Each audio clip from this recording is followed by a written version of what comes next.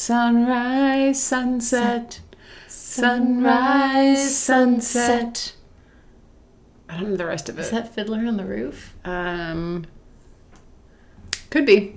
Could be. There's a chance it's Fiddler on the Roof. There's also a chance... It's 50-50. Yeah, it is either Fiddler on the Roof or it's not.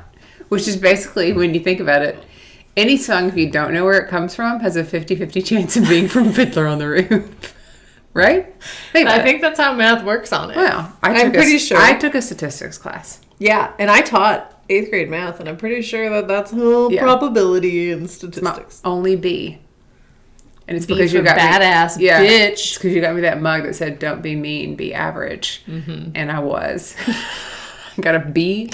Statistically average. I was statistically average. Got a B fucking plus, and I actually think I know why I got a B plus. I had started a little side project that launched the same week as my final. And it was a little project called Only Suits Fans. And we had to, I had to learn to edit 3 episodes. The same week. The same, week or two. I mean, we had pre-recorded a little bit.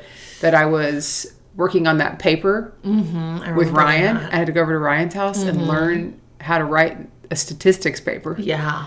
And then also study for that test. Yeah. So...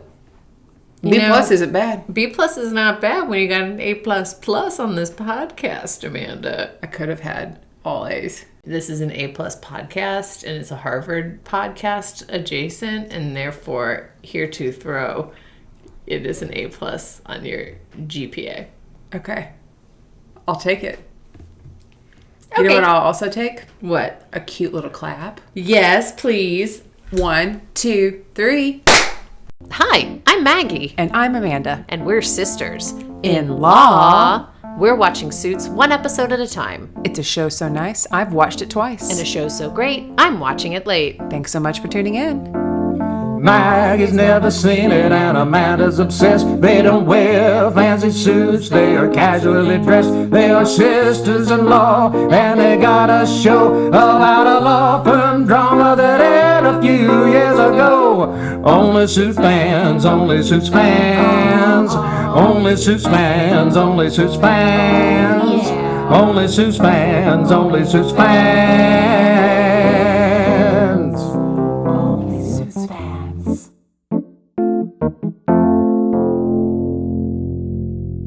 This is season 6, episode 3, Back on the Map, and season 6, episode 4, Turn. Turn. Turn, turn, turn, turn. Turn, turn, turn. Turn around. Every now and then I try to watch some more Suits and then I can't go to sleep. Turn around. Then the Netflix says, Amanda, are you still watching? And then I hear a beep. Turn around. Harvey Specter's on the screen. Okay. I realized I should have cut it off. Leave them wanting more. Did you have a good Christmas, Maggie? I had a lovely Christmas with lovely guests. Did you have a good Christmas? I had the best Christmas. This sister-in-law of mine that I'm looking at cooked an unbelievable meal. Thank you. She sent out a menu that looked like, and she had gone to Crane and Company and had invitations printed up on this very nice paper. She sent this via the text. Yeah, I did not print it. But it was a wonderful. We already knew we were having short ribs and things. And so it was great. There's a whole cookie tray there, an amazing set of appetizers. I mean, you had the whole thing. The whole table was set. There's so many details. She's unbelievable at this. And what you guys don't know is that I was over there a few hours beforehand. Yeah. And I did leave thinking, she's got a lot to do. Now, I knew you had been prepping and cooking things. I really didn't know. You had carved little butter balls out into little balls. Or did you buy those I bought them. You can buy butter balls. You bought butter balls? I was looking at making my own butter trees. Yeah. Like butter pads. Yeah. But then I was like, what am I going to do with a silicone butter tree? I'm going to use it once a year. That's when fair. I can just buy butter balls. Okay, I thought maybe you made those. No. But that being said, you had put a lot of thought, and there was just so many details put into this entire experience. This was not just a dinner, it was an experience. Oh, thank you, Amanda. You had like these drinks that you handed us where you mixed something with an ornament that came from the freezer. Nobody questioned that it came from the freezer and had glitter in it, but we all drank it, and then you mixed it into something else that sparkled. I don't know if it's supposed to be like a Christmas bomb or whatever. But anyways, we did, like literally so much. But when I was over there at like... noon. It was around noon. Yeah. And I had just gotten out of my nightgown. Yeah. Just gotten up from a long winter's nap. And I remember thinking, that's a lot to do. And our call time is 3 o'clock. We're supposed to be there at 3. Yeah. And it was all done. Everything was all done. You continue to amaze me in this area where I'll be at your house minutes before a large gathering, and the call time, I keep saying call time, the invitation to the party says, please be here at this time. Yeah. And I always leave thinking, that's a lot to get to pull together, because you also have to get the party stuff together, but you also have to like kind of clean a little bit, you know? And there was some kind of huge Play-Doh mess on the ground that Robbie had made. And it was stuck in the crevice of the tile. I mean, there was sand on the ground. That was a nice gift from my brother. William. Yeah, William with the nice sand gift. Yeah, it was a nice sand gift. Why isn't this refreshing? I mean, this drink is refreshing, but the screen is not refreshing. This drink is refreshing. Thank you for our new sponsor. Sierra Nevada sparkling hop-infused water. It's so good. It literally has, because you and I love a good like hoppy beer, like we love IPAs. Oh yeah. So this has all that hop, none of that flop. None of that flop. You know what I'm saying? It is a non-alcoholic, probably the closest tasting like craft non-alcoholic beer I've had. Yeah, and it's just water. This is one of those sponsorships that's unsanctioned by Sierra Nevada, but I have a feeling the Sierra Nevada Brewing would stand by our and there's a couple of reasons why they would. They're also family owned. It says they're family owned, operated, and argued over, which I think is cute. And that's us. Take out the argue. We don't even unless argue. we're pretending to be attorneys, but we're also a family owned, operated, and argued over. So maybe we should get Sierra Nevada. Maybe I'll send this clip. Maybe we should just send this clip of the podcast. We could take a picture, except that then people would have to see what we're wearing right now. This is the week between Christmas and New Year. Yes. And because of that, I am currently wearing bright yellow Crocs, faded tie-dye pants. Aren't all tie-dye pants a little bit faded? A little faded. Yeah. And a not matching color shirt. Like I'm wearing like a... Yeah, you have a matching shirt that goes with those pants. I do have a matching hoodie that goes with these tie-dye pants. But Kyle said I look like a psychedelic sperm when I wear it. Okay. Because it's like really white. Yeah. But kind of funky. That's fair. So instead I wore this nice off-white beige sweater. Yeah. And then that hat that says dope on it. Says dope. And you, my friend, am wearing something real special. That's incredible. That I bought off Amazon. And it is, if you think about like in the 1800s when women wore like old-timey nightgowns. Yes. That's actually not my vibe.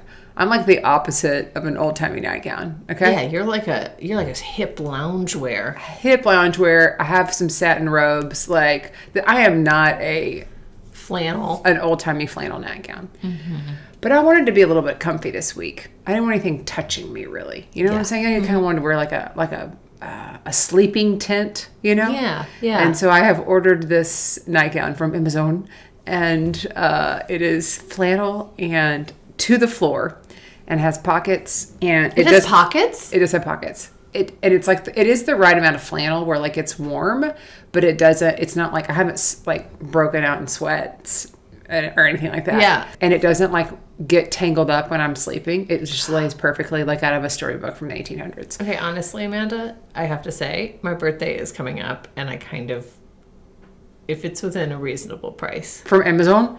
Would like I know Amazon is a very fancy French store. They do have a luxury section on Amazon. They do. Yeah. Which I've never shopped, but I get targeted ads for.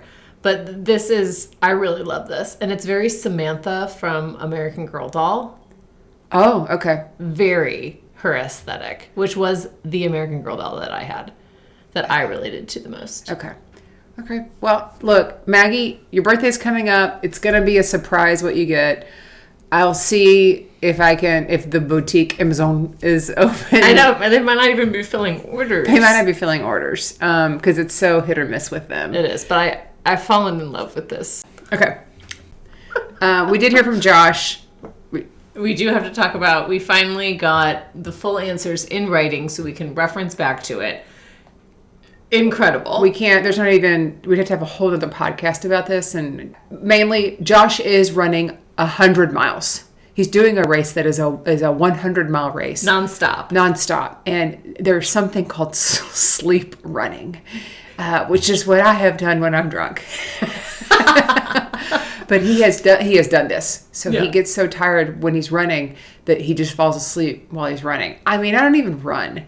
And he is running in his sleep. And he eats a lot of honey buns, is what I gathered. Because a honey bun sounds like a real shot of energy for him. Carbs and sugar. Reading this, I'm going to be in a whole entire rabbit hole tonight looking at this ultra running sport. Mm-hmm. He calls it a hobby. Yeah, no, this is no hobby. This is one of those hobbies this is like a hobby that Amanda Austin would start, which is one that's like, wait, this is an incredible time commitment. I have to master it. I'm going to get so good at it. Mm-hmm. It's incredibly impressive, and it will wow everyone. Do you know what's crazy that you're saying that? Is when I was reading this, I've been thinking that I need a new hobby that like I get really good at. And I've been thinking it since I left the Taylor Swift concert and said, I want to be as good at something as Taylor Swift is at what she does. Mm-hmm. And I think I actually could have been Taylor Swift if I would have gotten some training and tried a little bit harder, but I didn't. So I have been thinking a lot about what hobby could I really pour myself into. And so when I was reading this, I was like, Josh is like, this is what he does, is he's like pouring himself into this hobby. And I was like, could I do this? I literally thought, could I do this? I knew you were thinking it. I knew it. I could tell just when I was like, wow. Because I was reading it and you were reading it. And I was like, this is incredible. And I could tell like when I said that you were quiet for a little bit. And I was like, she's thinking, I could do this. I could do this. I could be an ultra. I don't know if it's called an ultra marathon runner or just ultra runner. I would call you ultra. Just call me Ultra. Yeah. Mm-hmm. Mm-hmm. And I can get Ulta to sponsor me. Ultra. Oh my God, it'd be such a great sponsorship. Okay, we got to get it going. Okay, here we go. I wrote a brief, and it's not my best work. To be seen. Yeah, well, we'll see. Sutter, I hardly know her. But it's not long until Harvey decides to get cozy with the Sutter family. And what a sick burn when he takes on Nathan Burns as a client because Jessica says they don't have any cash to burn. And it's bros before woes when Lewis signs the broiest of bros and Stu stirs the pot with the last few standing at PSL. Rachel Zane shows her fellow law student who's daddy by digging up dirt on a hardly innocent classmate before trying to take on an Innocence Project case herself. Kevin Miller can't find peace in the bathroom while Mike's cooking up some prison snacks, and Harvey and Cahill don't collude to bust Mike out of prison for 6 hours of sexy time with Rachel. I loved it. It was choppy, like these. You had to get all those different things in there. So many things happened. I watched 4 episodes last night. Oh my God. I wanted to. Didn't you? These 2 episodes, 3 and 4, felt like one episode that they randomly split in the middle. They did. And we'll talk about like the before credits of episode 4 are very odd. They don't fit in like how most before credits have some sort of time jump or setting or flashback. And these were just like, we're continuing this story. This could have been when Carl got fired. You know, he may not even be writing anymore. He might not even be writing. It's hard to tell. Hard for sure. We're going to do something that's the same and also something that's different. We're going to roll with the before credits, as we do. Would you like to do that? I would love to do that. And then after the credits, we're going to do just in prison, not in prison. Yeah, we're going to categorize AC into two different worlds. Yeah, we're going to stay in that Mike prison world where he doesn't know what's going on the outside, and then we'll tell you all the things going on. We're doing this for you, our listeners, just for the cohesiveness. And also, as Maggie pointed out, Mike doesn't know everything that's going on outside of prison, so we kind of need to contain him, protect that little boy. We're putting him in prison. Putting On him the in podcast prison. Okay, before the credits, the very first thing we see, Lewis is asking a potential tenant about their carbon footprint of their firm, their law firm, because he's just trying to negotiate the lease, and this is the 5th tenant that Lewis has scared out of this office or completely intimidated, and Jessica's like, this is bullshit. You need to knock it off, Lewis Litt. And he compares this tenant and all of the tenants to Nazi Germany. That's not cool. Not it. We're not doing that, Lewis. Litt. And Jessica says that's ridiculous. And also, if you don't find a tenant, the rent is going to come out of your pocket. And we know he won't even pay for Donna's extra salary, so he sure as hell is not going to pay for rent. He already said he's not financially carrying this firm, but if he can't find a tenant, he's going to be. Then we cut over to Mike and Kevin Miller. Now, let me be clear. Mike and Kevin Miller are not married. So it's Mike Ross and Kevin Miller. Sounds like it could be a wedding invitation. And they agree to stick together as much as possible because they only have each other, right? Then Mike immediately gets separated to go see the counselor, which is like, oh, farts. Yeah, they're like, we're never going to leave each other. Yeah. And then it's like, Mike Ross, come with me. Yeah. I know, like, oh, Jack. Donna is waiting in Lewis's office to talk about this whole tenant issue. She knows. She knows why this has been such an issue. It's because Lewis wants the bullpen. And they decide that, you know what, they could go with a tenant who's not a law firm, who doesn't need the communal space. And they think, wow, this is great. We can go with an investment firm because they just stay on their little computers and they don't ever need a bullpen. No. Wow, they've come up with a great solution. They're going to work on it together. Absolutely. The counselor, Malcolm Jamal Warner, Also Theo known as Huxtable, Julius. Jamal Huxtable, okay, wants to know why Mike hasn't come to see him yet. Because there's been these incidents with Frank Gallo, and at this point, then Mike could file a report. He's like, nah, dude, I can't do that because it's not smart, right? He's like, no. No. And we don't even see Harvey in these before credits, Which is rare. Really rare. This like never happened. Then we are, after the credits, we hear our favorite song. We are in prison. Yeah. Mike meets up with Kevin, his roomie, at lunch. Kevin has saved him a seat. So sweet. Not a mean girl situation with him. No, he's so great. And they're eating macaroni and cheese, which actually looks kind of good. I noticed it on the fork. I was like, this is not like Kraft. This and they is had nice. an apple. They had like some fruit. Yeah, like fresh fruit, not canned apple. It looks good. Yeah. Kevin wants all the information about what the counselor talked to Mike about.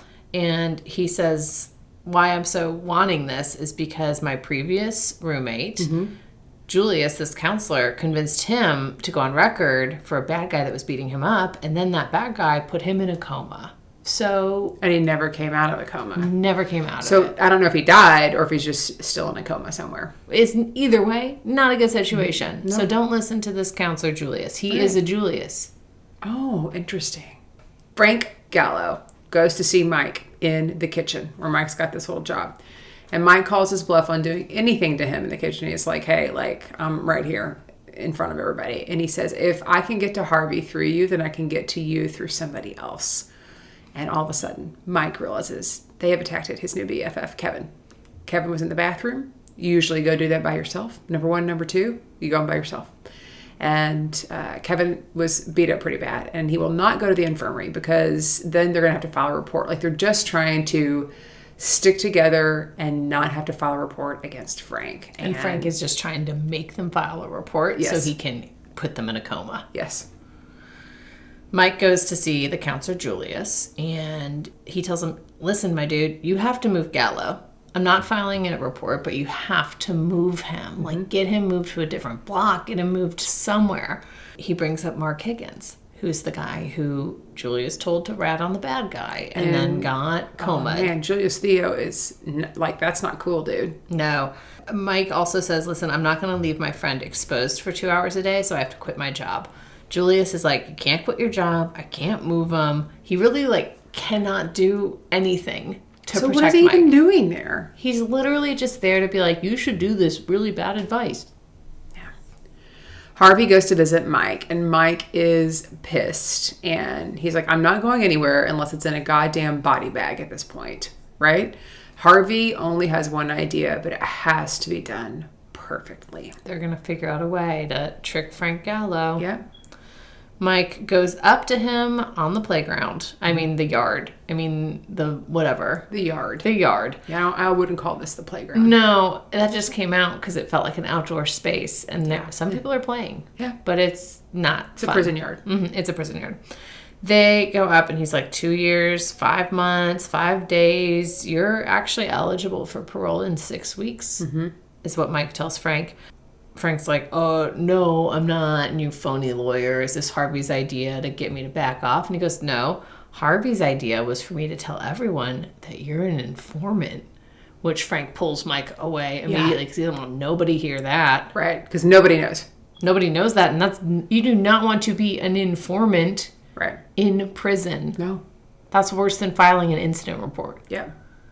So then Kevin asks if Mike is going to the movie. They have movie night. And Mike doesn't know if his plan has worked with Gallo yet, right? It's kind of still up in the air. But the sanctity of movie night in prison is like something that no one would mess with. So, It's safe. right. So just then, a guard comes in and gives Kevin a new job assignment, which is kitchen duty with Mike from 2 to 4. So they have twin jobs. Yeah, and Kevin's like, I didn't ask for that. And Mike goes, well, I think I did that. Sometimes you get things you didn't ask for. Then we are not in prison anymore. And Donna asks Harvey, where have you been? Which is also what I was asking because I didn't see him in the opening credits. And he tells her, I need to get Cahill on the phone yesterday. She goes, actually, I'm going to help Lewis. And you have a meeting with Jessica Pearson. Because Donna is very into helping with all these other things to keep this firm afloat, not just helping Harvey. Yeah. Rachel's in a law school classroom, and Naomi, who is one of her classmates, calls into question Rachel talking about ethics in the middle of this ethics class because Rachel is engaged to a fraud. And They're like debating. Yeah, they're having this debate. And so then the class ends, the professor's like, Rachel, can you please stay? She's like, sorry, I can't have a class in 5 minutes, and just leaves. How embarrassing for Rachel. Yeah. Naomi really, Little toot. But I love that name. it's a great name. Naomi. Horrible person. Yeah. We see Harvey's potential client, so he has this meeting with William Sutter. And William Sutter is kind of a bad guy. He's got nowhere else to go. No firm will touch him with a 10-foot pole. And that's why Jessica has scheduled this meeting, because he is mega loaded. He's very, what's that bad guy with all the money? Logan Sanders? No, other bad guy with all the money. Roberts. Charles Fortsman. Charles Fortsman. He's very Charles He's giving Fortsman. Charles Fortsman vibes. And he's like, I'm a high-profile client. You guys need high-profile clients. And he's got SEC troubles. Yeah. Our friend Whitney, she doesn't watch these episodes anymore. She just listens to us. Just listens to us. And so she came over last night and I said, do you want to watch a movie? And she goes, I think I should see what Mike looks like in prison. So we watched 4 episodes actually. And she said, that man has purple hair. I said, yeah, it's like a rinse that old people put on their hair. And she was very taken back by the purple rinse. Did not actually know. And I was like, oh, my grandmother had purple hair for years. Oh, yeah. Well, because it takes the brass out of it. It takes the brass out, but then you get a little bit of purple. It's very royal. Very She low. was like shook, honestly. Yeah. About the purple hair. Interesting. I didn't even notice that it was purple. I It did, looked but very it's like white I'm to so me. used to having seen that, particularly on my Mimi. She has such purple hair at the end. Looked nice, though. She had a lot of lavender in her wardrobe. Yeah, I think purple hair's great. Yeah. Purple hair, purple hair. Gretchen tells Donna that Lewis is taking a dump. Dum, dum, dum, dum. And then he comes back and he's like, oh, I feel like 100 pounds lighter. And they think it's about this poop. But it is not. He has actually signed a tenant. And Donna is confused because why did he do this without her? She was so excited to help. She didn't want him to mess it up. She's like, we said we were going to do this together. Lewis was just trying to prove that he did not screw this up. He's very proud of himself. And Donna's like, but I bet you did. And kind of storms off. Yeah. Then we see this guy who is on a Bluetooth headset, getting in the elevator with Lewis Litt. He's talking about licking balls and sticking tampons up butts. A real charmer, you know? I'd say let's add him to my boyfriend card. And he is this guy that it turns out Lewis has sublet to. And Lewis thought he sublet to some old dude. He's like, no, that guy's like 1 foot in the grave. I'm the one running it. It's literally the broest of bros. They are playing grab ass. I mean, they are going at it. Lewis is freaking out. He has shit the bed, okay? And Donna is enjoying all of this. And she says, why don't you just wait 18 months until the lease is up? Because Lewis put in an extension. They have like an option to extend. But she knows he will not last that long. Yeah, he's going to immediately try and get this taken care of. Yeah. Old Stu. What'd you think of Stu? He looks like that guy from Righteous Gemstones. Oh, yeah, he does. He looks like him, but like more distinguished maybe, but only because he wears a thick tie. But he wears those pants that are high and the suspenders. Whitney did note when he came in with the pants and suspenders, she goes, oh, I am uncomfortable with how high those pants are on his crotch. They're very high. They're very high. Waiting for a flood. Yeah. I mean, his penis. Dick drop. It's a dick drop. He uses a lot. He talks very fast with a lot of nicknames that don't mean much. It was just like a lot of filthy talk. Like a lot. Balls and tampons and licking and sticking. Yeah, that's what I thought of. Stu. His name is Stu. So we've got Lou is Lit and Stu. Can I just say this? I do heart Stu. He's one of your boyfriends. I mean, he kind of is endearing in this next. He's not all Bluetooth bro. Just wait. Oh my God. You love a bad boy. I do love a bad boy. You love a bad boy. In a nice suit. Yes. I did say last night, bad boys in good suits, in nice suits. That's it. Yeah. It's literally my vibe. That is your type. Okay. Harvey meets with Jessica, and she's not happy with him turning down William Sutter. He tells her, like, he's going to go land someone else because he's absolutely not going to get in bed with Sutter. And she's like, well, you got 40 hours to do it because otherwise I'm setting a meeting with Sutter. And when I do, then we're going to sign him. Donna tells Harvey to go see Nathan Burns. She's already set up the meeting. Donna is extra dramatic in this episode. It's very like, I'm walking in, a little bit of like a flounce in the hair of like, I've done this. Here's the thing. I'm saving the day. She's like holier than thou this episode. Yeah. And she really thinks that she's the pin that's holding everything together. Yeah. And she kind of is. But, I mean, I think she's doing a good job. Yeah. Then we see Nathan Burns. He calls Harvey desperate. So Harvey goes to take this meeting. He does not want to meet with Nathan Burns. And Nathan Burns is rubbing it in. He says, you're going to have to earn my business. And Harvey's like, okay, whatever. I'm ready to get like this competition blown out of the water. I'll have all these papers filed and then I'll meet you for dinner, have a scotch waiting for me. And Nathan's like, well, you're going to have to call and make the reservation. And you need to call, not your secretary, just as like a humbling experience for Harvey. Yeah. And don't be late. Lewis opens the fridge in the break room, and it's full of Red Bulls and sugar-free Red Bulls. I know, it's so great. No pruneys. Someone get rid of all the prune juice. It was a BroZinoNumeroUno. And it was BroZinoNumeroUno. That's what I was calling Stu. I didn't know what his name was. BroZinoNumeroUno? I just felt like something that he would call himself is BroZinoNumeroUno. And so I wrote BroZinoNumeroUno down in the notes, but that is not anything that was said, and it is not his name. I appreciate that creativity so much. And so would Stu. So would Stu. Stu would. Lewis is then like gets in his face and he was like, I'm the kind of dildo that puts brand bars and prune juice in a lease agreement.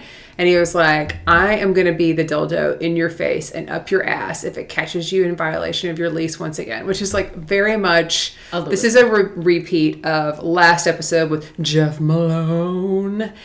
And he did that, I love to eat ass, right? And so now this is all about, gonna stick a dildo up your butt when you break your lease. And he's gotta know what he's saying, but he's so mad that he's saying really dumb things. Rachel's professor calls, and he wants to know, Rachel, will you help with the Innocence Project?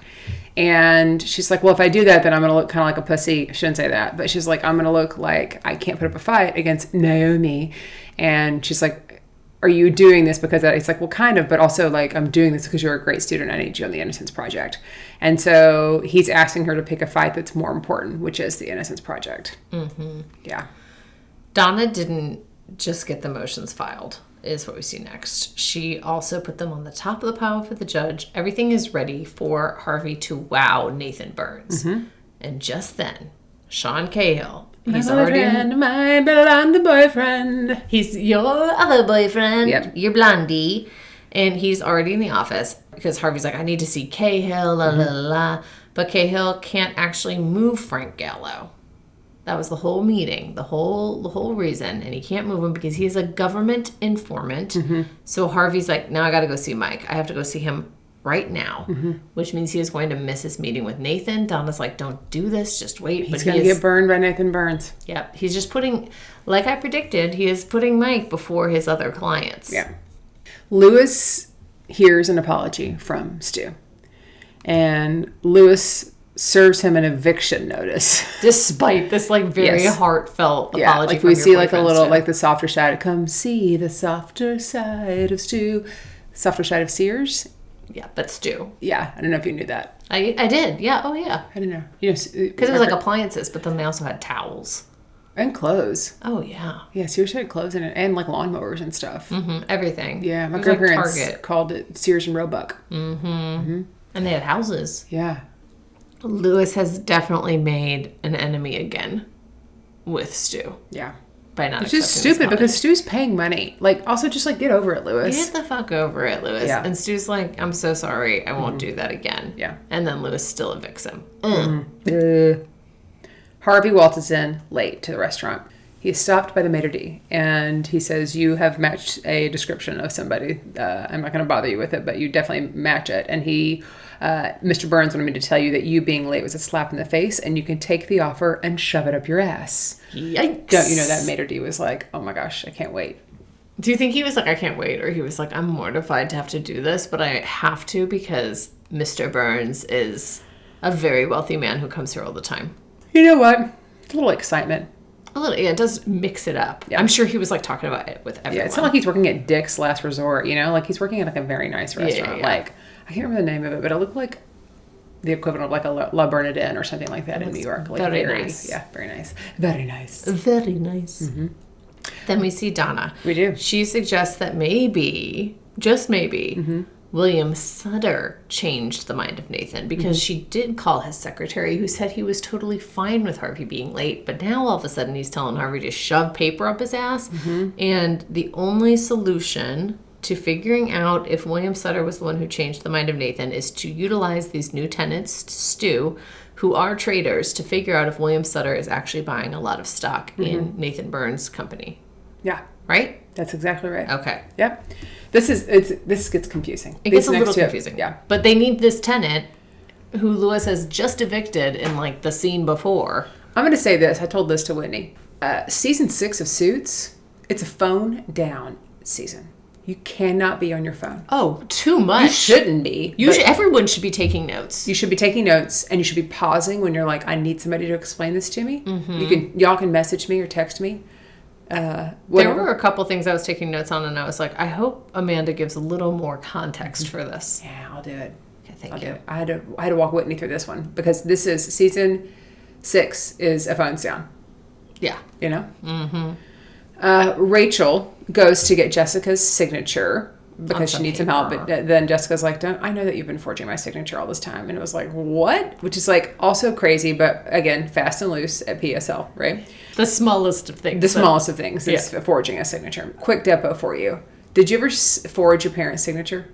Only with permission. Oh, okay. But I do remember in 8th grade math class, someone in my class was failing and their mom was coming in to talk to the teacher and happened to be there like while the classes were changing.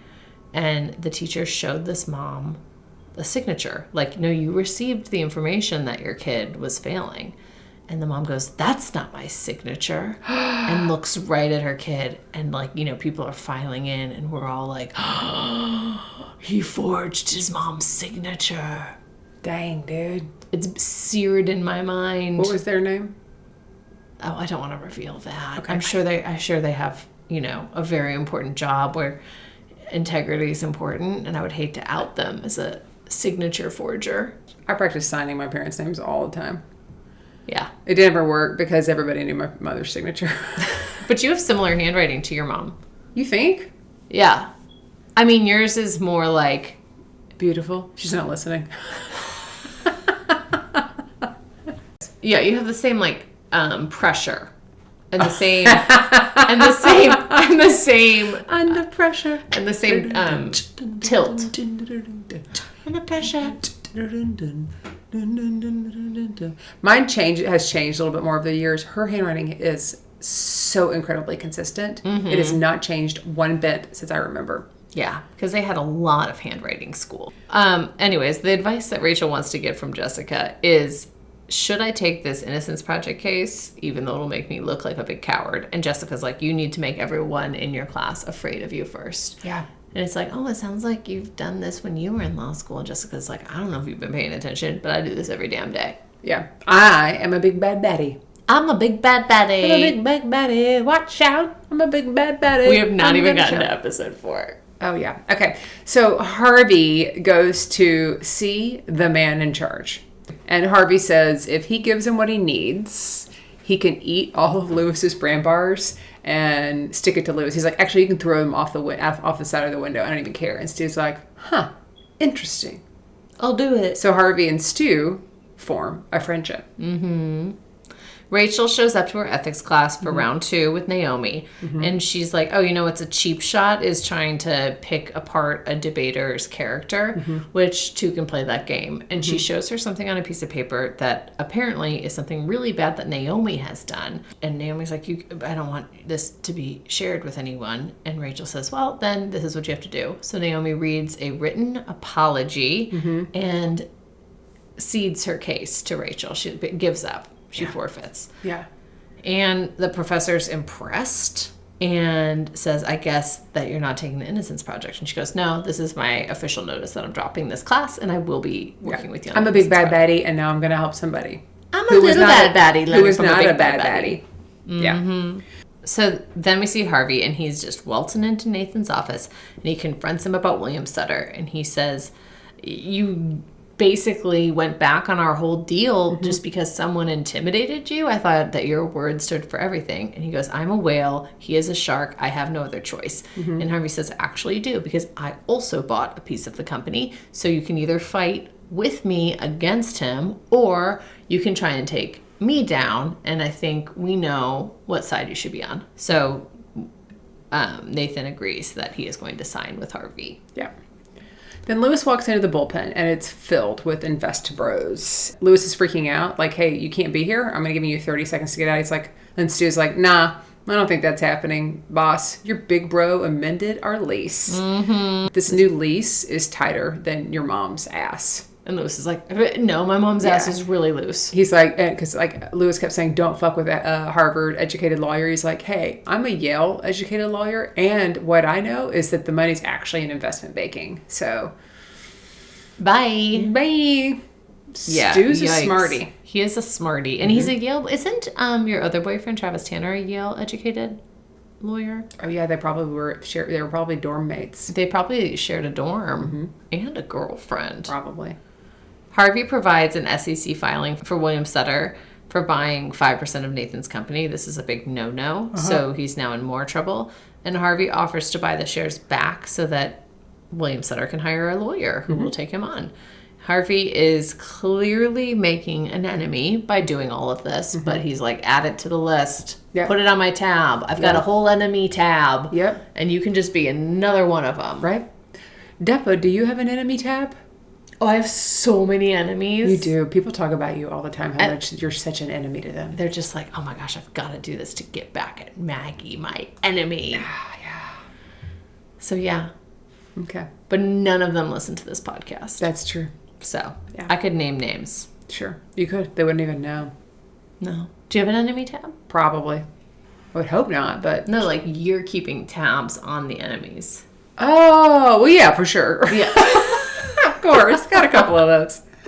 Small tabs, but yeah.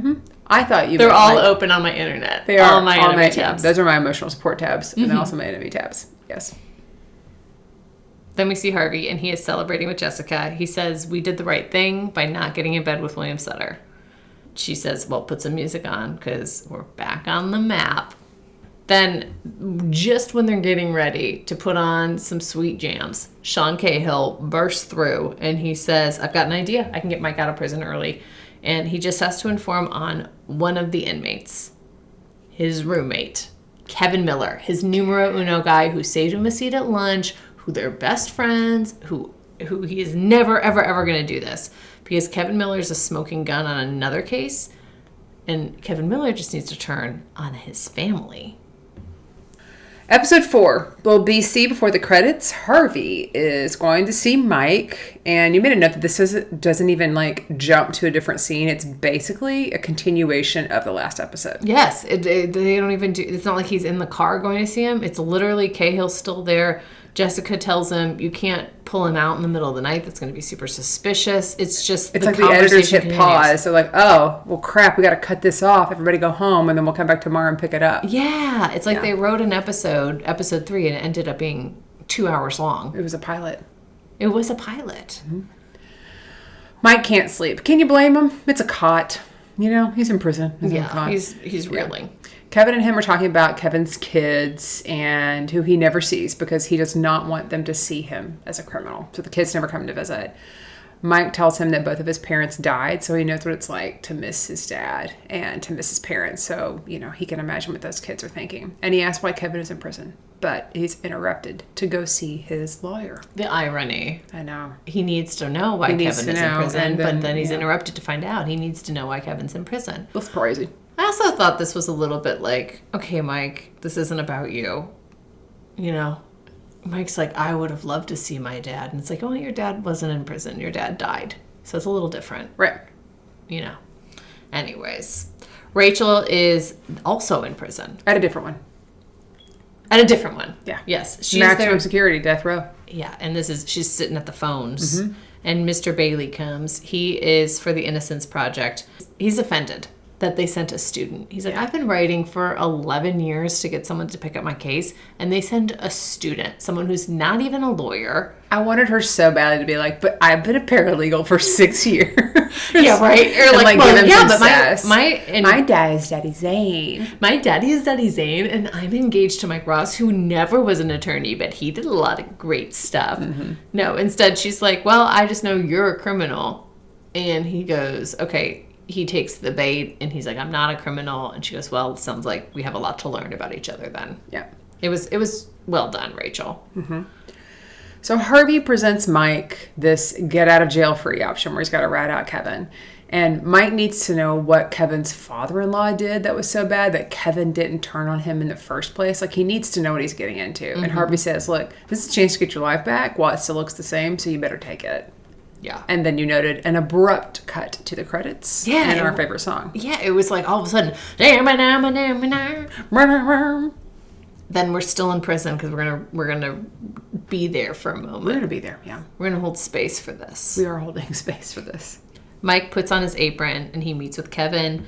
Kevin is suspicious, like, why would your lawyer want? And Mike's just super snippy. Mm-hmm. And he says eventually that Harvey told him that they can't transfer Gallo. So Kevin says, well, next time you see him, tell him thanks for trying. Mm-hmm. Kevin buys this, and Mike buys himself a little time to figure out if he does in fact want to rat on Kevin or not. Right.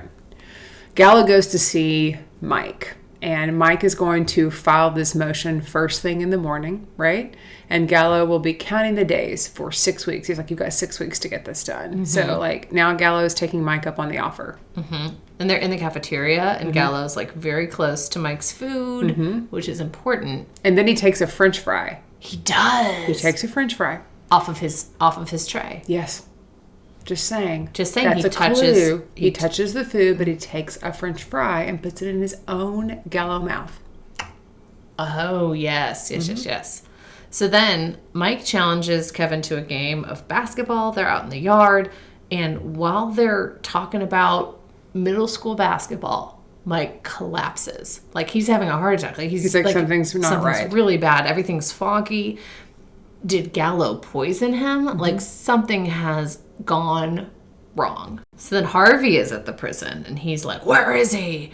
And the guard's like, and who are you? And he goes, Mike Ross. I'm here to see Mike Ross. I'm his attorney. I need to see the warden. So the warden marches Harvey through the prison to go see Kevin. What a parade. In the cell. And he's like, did Frank Gallo touch his food? Was Frank Gallo anywhere near him? And Kevin's like, I don't want to get in trouble. But he goes, but yeah, he was close. And so Harvey's like, that motherfucker poisoned him, basically. And then he like tries to rush Frank Gallo and like run up the stairs. Frank Gallo's at the top of the stairs looking down and like kind of pokes the bear of Harvey. This is criminal theater. This is criminal like theater. Literally, instead of Mystery Theater 3000, this is criminal theater 2014. It literally is so dramatic. So drama. And all the prisoners are just like, what is going on? Because this man in a suit is yelling at Frank Gallo about poisoning Mike Ross. Warden gives Harvey some credit for tricking Frank Gallo when the warden actually put Mike in a secret place, which was Harvey's big, SUV with an ankle monitor. And so he's not in the infirmary. So here's my question to you. Did you know that this was all, like, when that was all happening in the prison, did you think that this was like actually how Harvey was reacting? Yeah, I did. It was incredible acting. Gabriel Macht, he's an incredible actor. Gabriel Macht is an incredible actor. And also Harvey Specter is also an incredible actor because he played that off perfectly. Yeah, he's pretty flawless. That's why he's still my number one boyfriend. Yeah, number one. Yeah. Numero uno. Numero uno, BroZinoNumeroUno. Okay. Not in prison is where we are. We are outside those four walls of where prison. Mike is too. He's out driving around. But before that, we see Lewis. He notices when he opens up the cupboard that there are no more lit up mugs. Travesty. It is. And he's like, where are they all? So he goes and he sees all those douche sticks. They're in the pit and they're drinking from them. Or they're at least all out on the desks. Stu calls Lewis shit. Which I thought was incredible. I not once have thought of that nickname. Stu is definitely Yale educated. Yeah. And is Stu going up on the likeness meter for you? He is, because who knew Lewis shit? We never heard that before. Never, not once. That's what happens when you go to Yale. Yeah. And it turns out that these mugs are not being really drunk out of. They were all peed in for a sample for their drug test or whatever. Yeah. But now they all have urine in them. And Lewis is like, I'm going to sanitize them all, or I'm going to order more. Donna checks in with Rachel. She has been so caught up in this Innocence Project case that it's the first time she hasn't thought about Mike every second. She feels a little guilty. She does. And Donna's like, this is what Mike would want. Yeah. Don't feel bad about it. Yeah. Get caught up. Then we see Lewis again, and he wants Donna to get Harvey right away because he's like, Harvey has messed this up. I can't look at their smug, stupid faces. And Donna says, you know what? Instead of kicking them out again and losing that money, what if we separate the spaces for privacy? And Lewis is like, ooh, aha, what a wonderful idea, because he's been wanting to renovate for months. Harvey tells Donna that Mike said he needed to think about the get out of jail deal, but Cahill is already in the office waiting. Like, he needed an answer yesterday. The deal is still on the table as long as Cahill can't find a way to move forward without his help. Otherwise, he's going to do the whole 2 years. Yeah, otherwise Mike is not coming out. Mike's not coming out, yeah. Jessica checks in with Harvey about Mike and Nathan Burns. Nathan thinks that someone is trying to buy his company. Jessica's like, but that's impossible. Like, we bought part of the company. So what's going on? And then they realize it's actually the goddamn traders. They're dumping it in bad faith. So Jessica's going to go and take care of it. So now Stu has dealt with Lewis. He has dealt with Harvey. He has not dealt with Daddy Pearson. Yeah. Rachel's in her office and gets a call from Mike at Danbury Prison. She tells him that they're better than good. He's like, I'm just checking to make sure we're good. She's like, hey, we're better than good. She tells him a little bit about the case and how she's like working with him on it. Like, she'll think like, what would you do? And like have this like fake conversation with him or whatever. And then he says, please transfer me to Donna, because he wants to tell Donna he's not taking the deal because he does not want to have to fight with Harvey. And he knows that Harvey's going to come down there. And he says, you tell Harvey if he comes down here to try and talk me out of it, I'm not going to see him. Yeah, but he doesn't tell Rachel why he wants to be transferred to Donna, honestly. No. Another one of those Mike Ross lies. A little lie. So Rachel has no idea this deal is even on the table. Then we see Jessica, and she is talking to Stu about the Nathan Burns stock. And she says, you listen to me, you little pissant. And he asks her out to dinner. Which, what a plot twist. What a plot twist. And she says, she says, I don't share dinner staring down the barrel of a gun, which she says all the time. She's like, I'm not going to make that decision staring down the barrel of a shotgun. And Harvey's always talking about, what do you do when a gun's pointed at you? They are gun obsessed. They haven't gotten together to talk about this situation. Because he's always pointing guns, and she's like, I'm not going to do anything if a gun's pointing at me. Yeah. I wonder what their stance is on guns. Yeah, that's interesting. Because they use it as, analogies and metaphors, but who even knows? Who even knows? Right? Donna is then staring at Harvey from behind the glass because she has to now tell him that Mike is not going to take the deal. Harvey tells Donna, go get Rachel then. I'm going to tell Rachel. I'm going to spill this. And Donna's like, no, because Mike's loyalty is the reason that you are not in prison, Harvey. So we're not going to blow up his whole life just to try and get him out of prison. Right. Harvey goes to see Sean Cahill. Harvey says Cahill needs to see Mike and tell him all the victims because Mike is a bleeding heart. He needs to tell, That's the only way. It's the only way. Mm-hmm. Meanwhile, Lewis goes to see Gretchen, who is at the front reception desk now. He's like, the architect cancel on them because if they're not going to come early, they don't deserve our business. It's 30 minutes before the meeting. They're still not here. And just then, the architect is there. She is stunning, and she is standing right behind Lewis. And Lewis is like, you're hired immediately. Yeah, he just hired her based on looks. Yeah, which is very... Silly, Lewis. I mean, I'd hire Harvey. Easy on the eyes, you know what I'm saying? And her reputation does precede her. Yeah. Rachel meets with Professor Dunbar in the faculty lounge. She kind of just slides on in there. And I gotta say, Whitney called out that several times that she keeps having these meetings with with Professor Dunbar, and she says this could have been an email.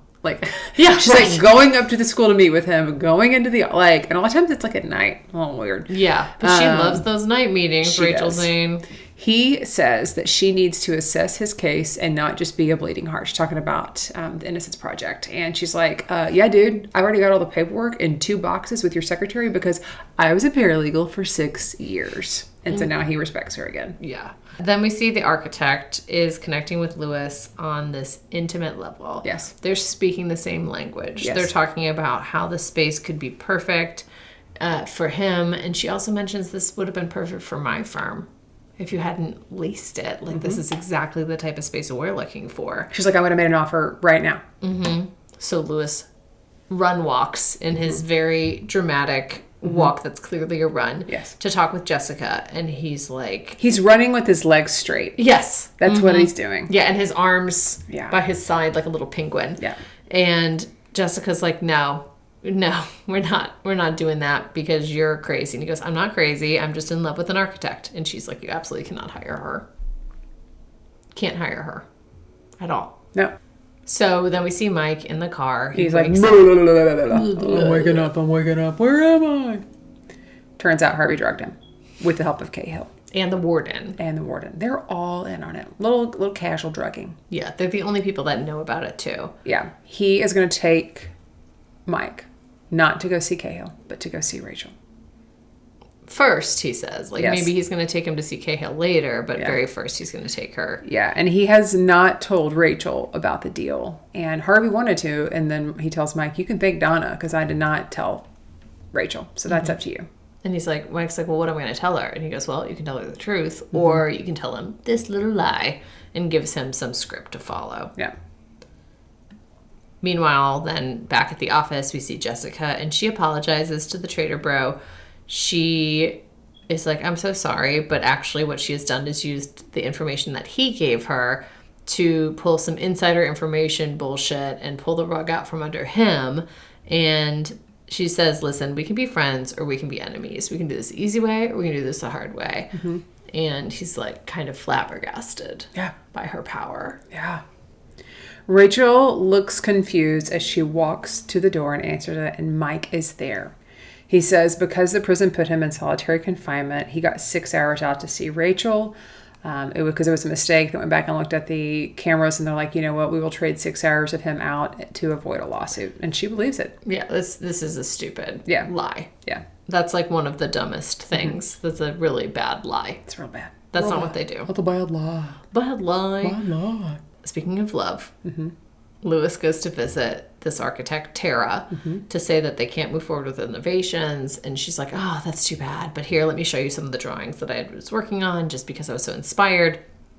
And he's looking at this. It is all literally perfect. And he decides, you know what? Why don't you renovate my summer house in the Hamptons? She's like, I don't do residential. And she goes, oh, no, I want to make it a satellite division of the firm. So he is going to completely change his summer house to be an office just so Tara will be in his life. Yeah. Cahill asked Donna where Mike is, because Mike was supposed to be at Cahill's office. And he's pissed that they've gone rogue. Donna says Cahill can't let Rachel know because that's just not what they want to do. And Cahill's like, I'm going to tell Rachel because I've got to do whatever I can to get him to take this deal. Jessica overhears this and learns for the first time that Harvey has broken Mike out of prison, and she needs to know how this whole thing shakes out. She's like, God, let me know how this happens. Yeah. And I'm kind of surprised she wants to know, because I feel like sometimes she's like, you know what, never mind. I don't This know. is kind of, she's like, wait, so Harvey broke Mike out of prison? What the fuck? Yeah. She's just like, oh no. I don't even know anymore. Then we see Mike and he's just sleeping. Sleeping on his bed. They've already had sexy time. Sexy time, and now he's sleeping. And he wakes up and he's like, oh my gosh, why'd you let me sleep? Like, we only have a little bit more time left. And she's like, no, you needed the sleep. And just to be able to give that to you is the greatest gift. Yeah. And he decides he's going to tell her why he is really there. And she goes, good, because I did not believe what you said. Which means Rachel is smarter than I was giving her credit for. Yeah. So then Cahill is out in the rain without an umbrella. Yeah. It could be ruining those nice blonde locks. We don't know. And he is about to go into Rachel's apartment, and Harvey's about to fight him. He's like, no, you're not going in. Cahill's like, I'm going in. He's like, are you threatening a federal prosecutor? He's like, yeah, I am. I am goddamn threatening you. With this fist of fury. Yeah. And then Mike interrupts and says, hey, you don't have to do this because I'm going to take the deal. So he like slowly puts his hoodie up like the criminal he is and gets back into the car in slow motion. To go back to jail? He's going to go back to jail. Close call. I'm glad he told Rachel the truth. Yeah. It's about time. Meanwhile, we see Stu, and he asks Jessica to take him on as a client. So they're at the elevator, and he goes, I didn't realize that my lawyer was doing things before I needed them to do, which is why you got that insider information anyways, which is no good. So I need someone I can trust. And she goes, that's great. You need to stop fucking with Lewis Litt. Yeah. Which is probably kind of like sad for him because he's probably having fun. That's where him and Harvey would get along. Yeah. I feel like him, Harvey, Travis Tanner, Jeff Malone, all of them would love would to just love fuck with Lewis. I mean, I bet if they were all in that office on April Fool's, can you imagine? They would have a great fantasy football league. Oh my God, all the side bets. All the side bets, and also Lewis Litt would not be a part of it, but would for some reason be in it because they'd trick him into being in the league. They'd trick him into being like a commissioner that doesn't get to play. Like, yeah, and he would have to and actually wrangle doesn't have any of the power. All right, Maggie, this was one long episode, kind of like the pilot that they cut into 2. And sometimes when I'm like on a long trip, sometimes I gotta get up and go to the bathroom. Sometimes I have to hit the button and say, excuse me, can I have a snack? Yeah. And then sometimes I have to stop and say, hey, are we ever going to actually make it to Prediction Town? And this time, Amanda, I've got some good news for you. What's that? Look out the window. We're here. there. We're here. We're in Prediction Town. It is a post-Christmas miracle. It is, truly. Here, let me show you some of the things in this town. Okay. So I think that Mike is going to find out what Kevin knows and what all happened, but I think he's going to side with Kevin. He's going to not want to rat on him for his own freedom. He's going to be like, no, Kevin's right to not do that, or this is some sort of trick, or Cahill's in the wrong. And so then he's going to act like Kevin's pseudo prison attorney and find some sort of obscure way to get him and his father-in-law out of trouble. This just feels very Mike. Pause. And you pronounce it pseudo. Pseudo. I say pseudo. Is it pseudo? I think so. Oh, great. You're going to get the British lady again. We haven't had one of these in a while. I'm going to be blown away as much as I am about lawyer. Pseudo. It's pseudo. Okay. Not pseudo. But that's kind of nice if you're wearing a suede jacket. Yeah. Okay. I can get that. I don't want to start a fight. You know? Family owned, operated, and argued over. It is. It's pseudo, not pseudo. Sorry, that's embarrassing. It's okay. I can cut that if you like. No, because I needed to say pseudo. Yeah. He's going to act like his pseudo attorney. Okay. Oof.